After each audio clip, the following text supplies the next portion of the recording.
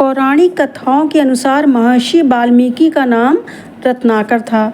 बचपन में एक दिन भीलनी ने रत्नाकर का अपहरण कर लिया, जिससे कि इनका पालन पोषण भील परिवार के साथ ही हुआ।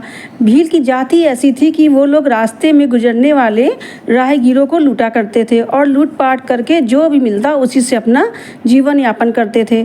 रत्नाकर भी अपने परिवार के साथ यही लूटपाट और डकैती का काम करते थे। एक बार नारद मुनि जंगल से गुजर रहे थे तो रत्नाकर ने उन्हें लूटने के लिए पकड़ लिया। तो नारद ने उनसे पूछा कि तुम ये अपराध क्यों करते हो?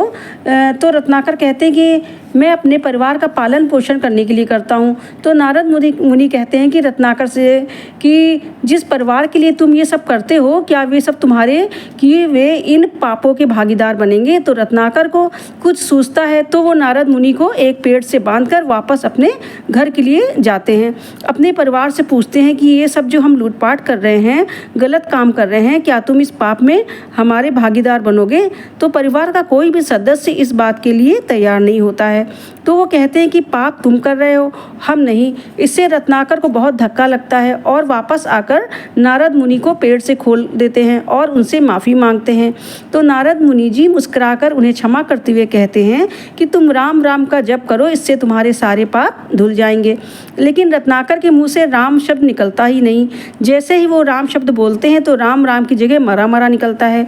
तो नारद जी कहते हैं कि तुम सच्चे मन से मरा मरा ही करो, इसी से तुम्हें राम मिल जाएंगे। इसी शब्द मरा मरा को कहते हुए रत्नाकर तपस्या में लीन हो जाते हैं और तपस्या में लीन हुए रत्नाकर के पूरे शरीर पर चींटियों ने घर बना लिया। इसका उनको पता ही नहीं चला। उनकी तपस्या से प्रसन्न होकर ब्रह्मा जी उन्हें दर्शन देते हैं और उनके शरीर पर बनी चींटियों की बाबी देखकर उनको वाल्मीकि नाम देते हैं और उन्हें रामायण की रचना करने की प्रेरणा देते हैं। और इसी के बाद वाल्मीकि जी रामायण लिखते हैं, जो कि विश्व प्रसिद्ध है। और इसी तरह की पौराणिक कथाओं को जानने के लिए मेरे चैनल को